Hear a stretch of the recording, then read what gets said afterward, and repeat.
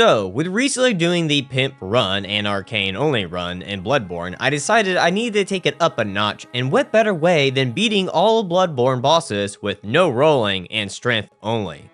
With no guns, no armor, no combat items, no buffs, and no summons. With that said, let's get this party started. I start off by naming my character Jeff, after the most hairiest, handsome, naked man I know. For the class, I went with the military veteran for the 13 skill, funny enough. The reason for this is to use most strength weapons in the game, like Kirkhammer, Ludwig's Holy Blade, or Whirligig Saw, you need 12 points into skill to be able to use them. With that said, and my immaculate looking character done with, it's time to streak across all of Yharnam.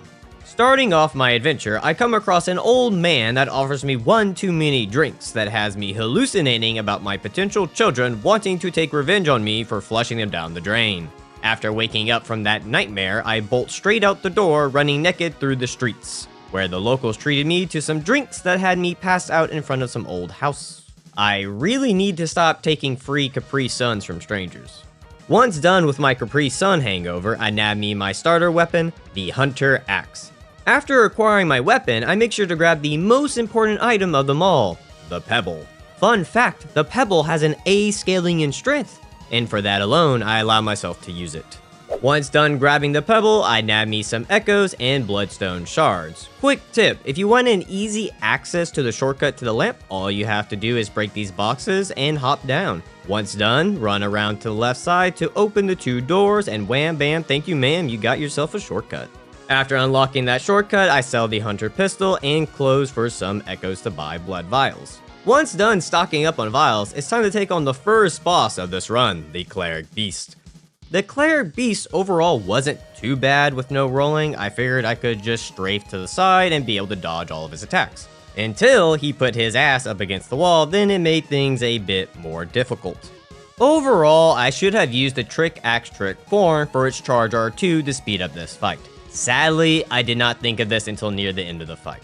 Besides that, it was surprisingly easy win with not being able to roll, and with that, I earned myself the Sword Hunter's Badge. With having the Sword Hunter's Badge, I purchased the Kirkhammer. If I'm doing a strength only run, I got to bonk a few bosses. After buying the Kirkhammer, I pop some Echoes and level my strength up to 16. Once done leveling, I pick up 2 more Bloodstone Shards, drank 1 too many Capri Suns, and found my fist up a pig's ass and unlocked the second shortcut. With all that done, I level up my Kirkhammer to +1 and level my strength up to 19. With those preparations done with, it's time to take on Father Gascoigne. Yeah, so Father Gascoigne definitely wasn't as easy as the Cleric Beast. With his fast-paced attacks and his Hunter Pistol that shoots like a shotgun for some reason, I died a lot. It also didn't help that the Kirkhammer is a wee bit slow. I did find a pattern where I could bait him into this tombstone to punish him for a majority of his attacks to get his health past halfway. But sadly, this didn't stop him from fucking me up. I ended up dying so many times I had to start farming werewolves for vials. Sadly, my strategy still wasn't working, so after dying 11 times, I came up with a new plan. So instead of using the Kirkhammer for phase 1, I decided to use the Hunter's Axe Trick form for its charge R2, which has a longer range to safely hit Gascoigne to the point of his transformation. Which I thought once at his second phase would be an easy win, but Gascoigne made sure to prove me wrong there. With not being able to roll when he does his dash attack, I'm pretty much fucked. And if I'm not running around him when he does his slam attack, I'll also get comboed to death. So I decided my best bet was to use the Kirkhammer during his second phase to help with staggering Gascoigne to give me more time to position myself behind him. This was working out great until I had my first accidental roll of the run. Since this is a no-roll run, I must let the boss kill me and I'm not allowed to pick up my Echoes. For non-boss fights, if I roll, I have to use the Hunter's Mark to lose all my Echoes for punishment, instead of starting the run all over. So after that small hiccup and a grand total of 17 deaths, the stars finally aligned for me to bonk Father Gascoigne from behind and give him a new experience he'll never forget. Remember folks, once you go Kirk, you never go back. After defeating Gascoigne, I pick up the Red Jewel Brooch and the Blood Gem Workshop tool. I then head back to the Hunter's Dream and equip the Red Blood Gem that I got from breaking the Red Jewel Brooch. After equipping the gem, I proceed to pick up 13 more Bloodstone Shards to get my Kirkhammer to +3.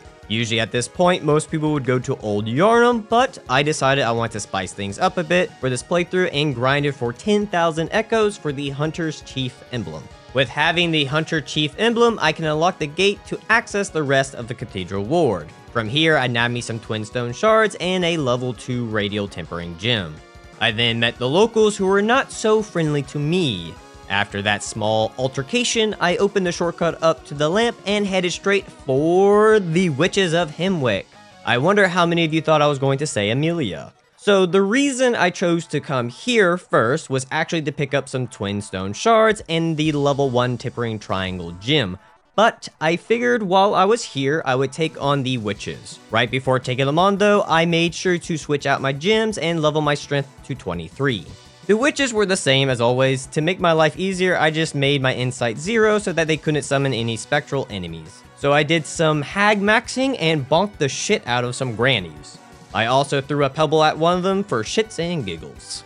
With the Witches bonked out, I nabbed me a rune workshop tool and leveled my strength to 27. To finally take on Vicar Amelia. I refuse to say Vicar. Amelia was surprisingly hard. I figured I could just strafe to the side like Cleric Beast and I would be fine, but that was not the case. In hindsight, it probably would have been better to use the Hunter Axe since it does physical damage instead of the Kirk, which does blunt damage, but I really just wanted to bonk Amelia with my big hammer. So I decided to suffer through the countless deaths to figure out how to properly bonk her like the gentleman that I am. And after 11 deaths, I finally figured it out. It is similar to the strategy of just strafing, but instead of just staying on her the whole time, I would do a few hits and then wait for an opening to sprint right behind her to get some hits in. Normally, I would do an R1 attack combo, but the hammer's charge R2 and follow-up R2 attack did so much stagger and stun damage that it was worth the risk for the wind-up times. Even with this simple strategy, it definitely got close at times, and Amelia even got her heal off, but with proper timing and patience, I was finally able to finish off Vicar Amelia. With Amelia put to rest and me having access to the DLC, I made the arduous journey through the Hunter's Nightmare to obtain the Whirligig Saw, or as I like to call it, the Wiggle Saw. The reason I went all this way to get this weapon is due to it being one of the only 2 S-scaling strength weapons in the entire game, the other being the Ligarius Wheel. On top of the S-scaling in strength, its trick form also does serrated damage, which will be great for dealing with beast-type bosses. Speaking of beast-type bosses, the first one on my list is the Bloodstarved Beast. Now, right before taking on the Bloodstarved Beast, I upgraded the Wiggle Saw to +2 and went out collecting more Bloodstone Shards to get it to +3, but I got distracted and went into the Bloodstarved Beast fight with a +2 weapon with no gems, which I did not figure out until much later. Sadly, the first round didn't go so well. I made the mistake of keeping medium distance, which led to me getting grabbed, which led to me dying. But for the second round, I made sure to stay as close as possible and straight to the left for an easy victory. After that fun little mistake, I leveled my strength up to 32, upgraded the Wiggle Saw to +4, equipped the Gold Blood Gem that I got from breaking Amelia's gold pendant, made my way over to the abandoned workshop for some doll clothes and an umbilical cord, which I then should have sold the doll's clothes for a large sum of echoes, but I decided to get my ass kicked all the way to Yargul Unseen Village so I could collect Twin Stone Shards instead, to not even use them before taking on Dark Beast Parl. My tunnel vision will be the death of me, I swear. Oh, well, look at that. I ended up dying a whole 2 times. Surprisingly not dying on the 3rd attempt with only having half health and 0 vials. I was fortunate enough to pull off a limb break and keep this combo going for all 5 limbs, which then gave me the chance to pressure Parl as he was charging to be able to finish him off. Not going to lie, it was very satisfying pulling that win out of my ass. After that miraculous win, I finally sold the doll's clothes and leveled my strength to 42. Once done leveling, I equipped the Moon Rune, which I picked up back in Yargul, and upgraded my weapon to +5. From the Hunter's Dream, I headed to the Forbidden Woods, but to get there, I had to give one of my Capri Suns to the door guy to let him pass, sadly. After reluctantly giving one of my drinks away, I collected 3 more Twin Shards from a mini Carl and acquired the Tonsil Stone from a Spider Patches. With stone in hand, I headed over to the clinic to get the Canehurst letter. Before heading to Canehurst, I grabbed the level 2 Triangle Nourishing Gem and upgraded my weapon to +6. Once done with that, I made my way to Canehurst and slightly regret not wearing clothes now. After freezing my ass off, I made my way through the castle, collecting a total of 5 bloodstone chunks, and along the way, nabbing me a knight set. With all those materials acquired, I sell everything I got from Canehurst to level my strength up to 47. From here, I headed back to Forbidden Woods to pick up a bloodstone chunk and the anti-clockwise rune for some more stamina. I then made my way back to the workshop to upgrade my weapon to +8. Also, I forgot to mention when getting the wiggle saw, I also collected 2 more bloodstone chunks while I was there. That's why I'm able to get my weapon to +8 right now. With my weapon to +8, I headed over to the Cathedral Ward area to use the Tonsil Stone to get transported to the lecture building to then navigate to the Nightmare Frontier to take on Amygdala. Why does this keep happening to me?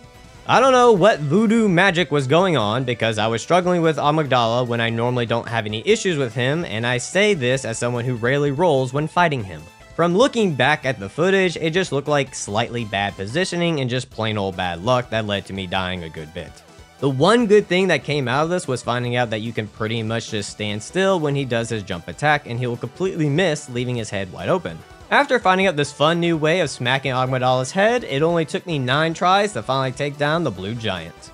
With the Blue Giant no more, it was time for the Shadows of Yharnam. I honestly thought this fight was going to be rough, but I ended up only dying 2 times to them. All I did was DPS the fire guy down and did the good old hit and run strategy to take down the sword guy. But I will say, all the running in circles and turning the camera reminded me why I hate motion blur. Even with FromSoft's evil motion blur, it could not stop me from bringing down the boys of Yharnam. After taking down the Yharnam boys, it was time to take on a giant spider. So, for Rom, I thought I would be smart and just take the time and kill all of her children, but after the first wave, I got bored of that and went full Unga Bunga and just went straight to smacking her. Was this smart? No, but did my monkey brain decision lead to a faster kill? Yes. Yes, it did. After killing Rom, I came across a woman who looks like she had one too many cheesy gordita crunches from Taco Bell, who let out the nastiest fart that no man could withstand. Upon waking up from my fart-induced coma, I found myself back in Yargul Unseen Village, where I collected some more bloodstone chunks and obtained the Upper Cathedral Ward key. Once back at the Hunter's Dream, I leveled up my strength to 52 and then made my way to Upper Cathedral Ward to get 2 more bloodstone chunks and to take on the Celestial Emissaries who didn't take long to kill me. So after that shameful death, I went back to the Hunter's Dream and upgraded my saw to +9 to then retake on the Celestial Emissaries. Another sad moment for me in this run because I ended up dying 6 times to the little blue man group. With having low health and not being able to dodge, the little suckers could easily combo me to death surprisingly. You would think they would die quickly with me using the whirligig saw, but shockingly it wouldn't hit all of them, which would lead to me getting hit. So I ended up switching to using the mace form for the whirligig saw, and that did a better job of crowd control. Now, dealing with the big blue man himself, I ended up using the stairs to lead the little ones up to separate them from the big guy himself, to then just hit him a few times, and then rinse and repeat this strategy until he finally went down. Never would have thought I would ever need to go into detail on how to beat the Celestial Emissaries, but here we are. After that disappointment of a win, I decided to take on the biggest disappointment of them all, the One Reborn, who ended up making me a disappointment. I somehow managed to fuck this up on my first try. By somehow, I mean I got greedy, and the 3 deaths after that were just plain old horse crap. But finally, on the 5th try, stubbornly refusing to change my strategy of taking out the broads up top and just breaking each of his limbs, he finally went down. I don't know what's going on in this run, but the easy bosses are giving me a run for my money. With the One Reborn finally taken care of, I head to the research hall to talk to Patches to get the 2nd level anti-clockwise rune. After getting the rune, I head back to the Hunter's Dream to level my strength to 57, and finally decided I needed to upgrade my gems, so I went dungeon farming for some cursed tempering radio gems. After getting 2 gems, it was finally time to take on the Psycho Man himself, Mikolash. I was expecting to first try Mikolash, but my overzealousness to smack him with a charge R2 was my utter downfall. Luckily for me, the 2nd attempt was the winning ticket. For the first phase, I just spinned him in a circle while smacking him in the back, and for the 2nd phase, I pressured him non-stop so he could never use a Call Beyond, and with that, I defeated Mikolash, host of the Nightmare. With Mikolash out of the way, I grabbed me a level 5 Tempering Damp Blood gem, a Blood Rock, to get my saw to +10 and level my strength to 60. With my level up and my weapon being at plus 10, it was time to visit a naughty nanny who needs to be put in a timeout. I stand corrected, I will be the one getting put in a timeout. Once again, the curse to dying to easy bosses returns, and this time I ended up dying 12 times. I really didn't think it would take this long to beat her because you can dodge all of her attacks by walking behind her or just walking to the left, and I somehow managed to fuck that up 12 times. But I did find out if you get caught in her nightmare attack, you can dodge the whole thing by just running on the outskirts of the arena. But finally, on my lucky 13th attempt, I was finally able to put the naughty nanny down for good. With the naughty nanny no more, I level my strength to 64 and take on the main man himself, Martyr Ligarius. I would say overall, Ligarius wasn't as bad as he could have been. With being able to run around him to the left, you can dodge a good chunk of his attacks while getting hits in. Sadly, as easy as it was to get hits, he had no issue getting hits on me because his lock-on system works way better than mine.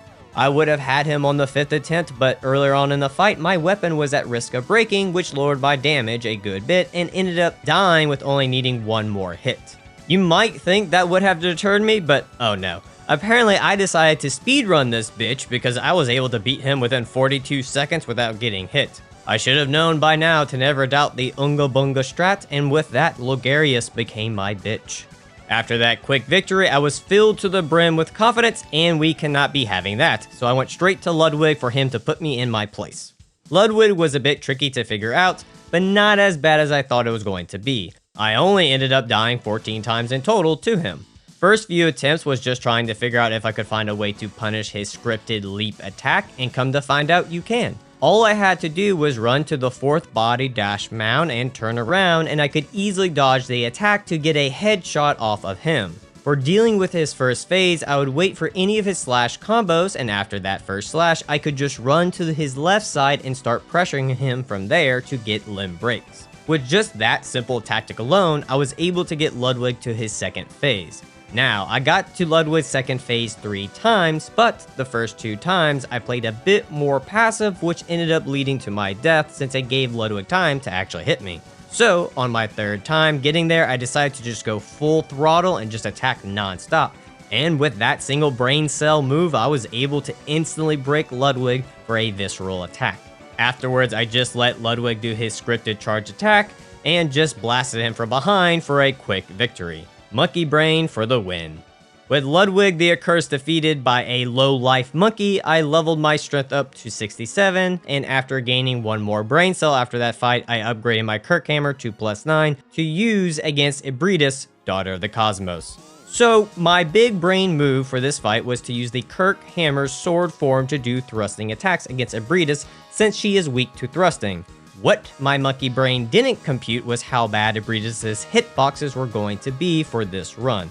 I honestly thought I could just run to the side and stab Ibridis to the point I could just stab her head to death, but every time I got close to victory, this thick bitch found a way to kill me, and not in a good thick way. Now, you would think I would use that second brain cell I got to find a viable strategy to beat her without rolling, but that was far from the case. I was fully committed to just running in and stabbing her that I ended up dying 35 times. Now, if that isn't hard-headedness, I don't know what is. Looking back on it, I should have used the whirligig saw instead of the Kirkhammer. I'm pretty sure I could have gotten more attacks off with the saw than the sword thrust R2 attack, but sadly we'll never know since I was successful in beating her with hard-headedness. Now, luckily for the Living Failures fight, I did get fed up dying with the Kirkhammer's sword form that I did end up using that extra brain cell and use the whirligig saw for that fight. Unfortunately, even with that smart move, I still died to them 9 times. I would like to say there was some fancy strategy I used to beat them, but I just ran in circles tapping one every now and then until they eventually died. The curse of the weak bosses is still going strong. Unfortunately for me, that curse decided it was going to venture over into the next boss, who happens to be Lady Maria. Lady Maria was utter hell. If you thought I had a rough time with her in my other challenge runs, this one's going to look like a bloody massacre in comparison. With most of Maria's attacks actually launching her forward, I would be caught off guard at times thinking I would be fine, for her to just leap on over and smack me to death. For the most part, I could just run behind her attacks and get hits in with no issues, but if I was just a bit too slow in some of her attacks, I would end up getting hit, or worse, killed. It got so bad that after 32 deaths, I only got her to her second phase twice, and third phase once, where I was almost lucky enough to kill her, but got a bit overzealous and ended up fumbling near the end. So I decided I would go level my strength up to 75 and get a Cursed Tempering Triangle gem to help out with extra damage. Which did help, but not enough for me to avoid 44 more spankings until I would reach the third phase again, to die a few seconds later. The rough part about Lady Maria's second and third phases is that her blood and fire attack hitboxes are wider, so even when trying to run around her attacks, I would get nipped, and that single nip would kill me. But the worst was when she would do her charge attacks. I was basically fucked when that would happen. Not going to lie, this shit is pretty hard when you can't roll, but I did find a way to beat her. For phase 1, I stuck with running around her attacks to get hits in, but I would stay locked off until I was ready to strike to make sure I would hit her. Once her health was low enough, I would try and lead her to the wall in hopes I could get her to transform against the wall so that I could DPS her down to the point of her third phase. This strategy did well, but that's not how the winning attempt went. I re-attempted this strategy during my 97th try, and Lady Maria said, fuck that. So instead of describing the chaotic mess that is about to happen, I will just show you how this played out. Enjoy. Oh, it did, Fuck, she's like a one hit away.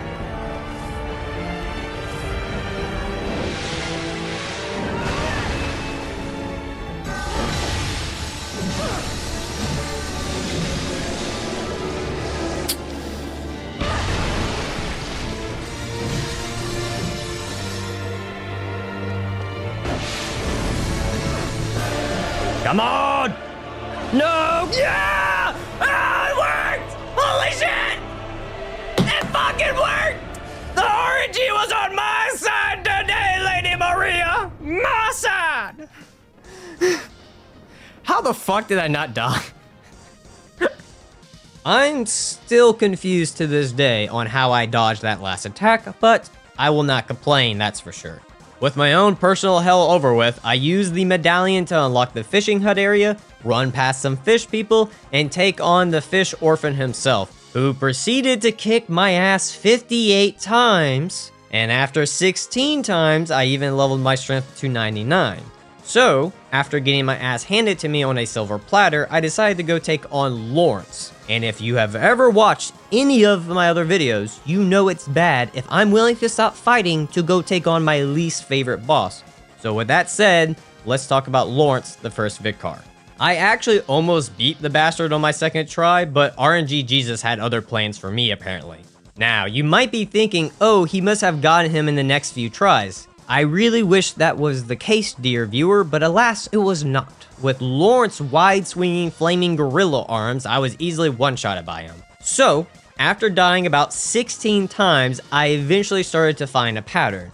At the beginning of the Lawrence fight, he will always do a scripted overhead attack, which I could run under and get about 4 hits off to break a limb. After breaking the left limb, I would run over to the right side to start weakening the other limbs. I then noticed that every time I did this exact thing, he would repeat his overhead attack. Which, on my 17th attempt, I finally took advantage of this. I also noticed right after this, if I kept about a medium distance from Lawrence, he would once again do his overhead attack, which would lead to me getting his health below halfway for his second phase. But once again, RNG Jesus had different plans.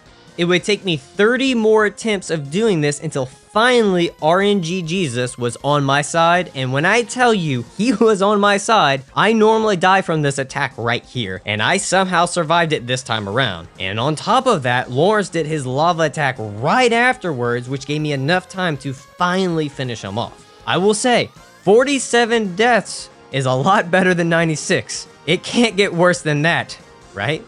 Once done with Lawrence, it was finally time for me to return to Orphan. You might already be confused as to how am I struggling with Orphan when you can just bait out his jump attacks. Well, you're not wrong, dear viewer, but Orphan's AI isn't always that friendly. Some rounds he would do jumps non-stop for easy backstabs, and other rounds it would take him like 5 minutes to just do one. On top of that, when trying to bait out his jump, he would do his projectile attack, which would one-shot me from instability damage. After dying to this one attack for hours on end, I eventually got smart and just took the hit without running away.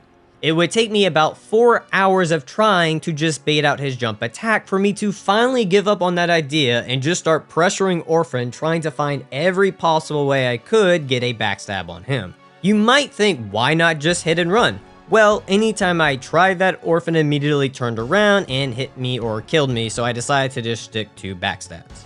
It ended up taking me another 4 hours to finally figure out how to deal with his first phase. I fought Orphan so many times, I found every possible way to avoid his attacks by running, and every possible option to backstab him.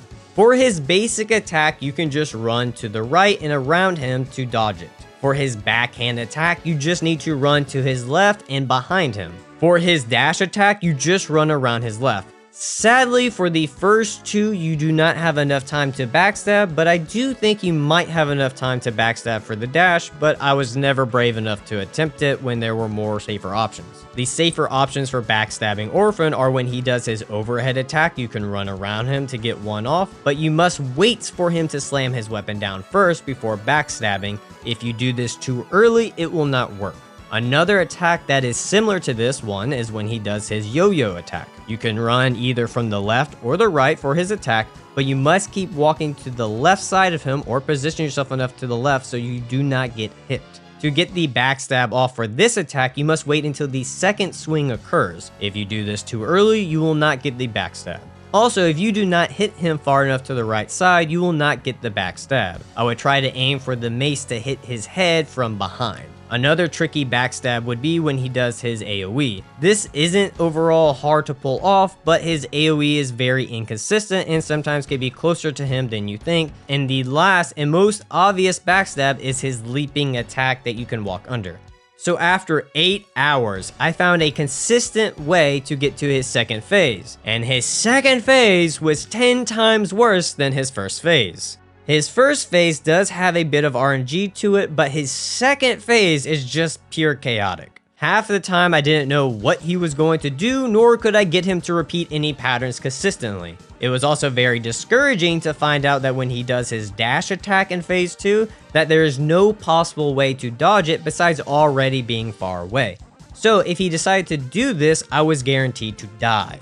I made it to his second phase countless times, inches from victory, for it to just be taken away by just plain old bad luck, or to my own bad decisions.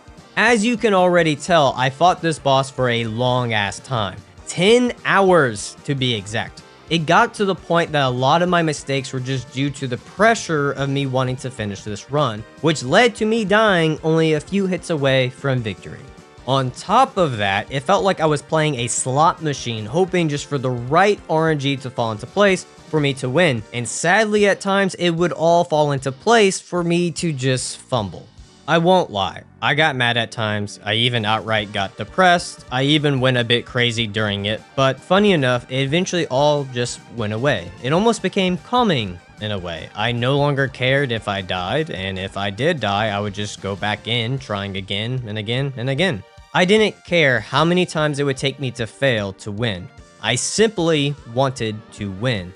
I have stated this before and I will state it again. I am not good at these games. I am just hard-headed, and you know what? This hard-headed failure ended up winning in the end. I could describe to you my victory, but I think it would be more fun to see the fruits of my labor pay off. Enjoy. I just don't know what I'm doing. Sometimes right, sometimes not. It just seems a little bit inconsistent. It might be sometimes he stands up faster than other times. I don't know.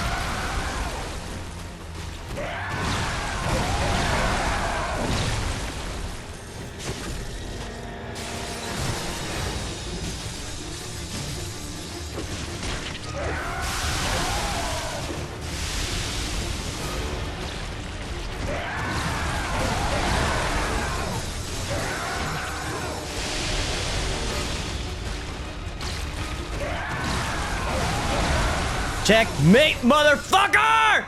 I win! It's over.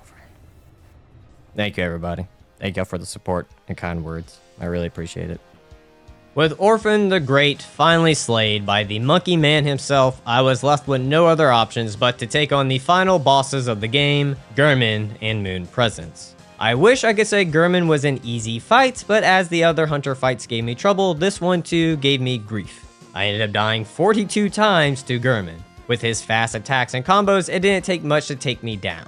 What I had to do in the end was bait out his attacks and pressure him non-stop with the mace form to the point of him tricking his weapon. Once he would trick his weapon, I would run in circles until he shot his gun for some easy hits. Once he would transform, I would wait until the end of his scream to do a charge R2 to get a visceral off on him.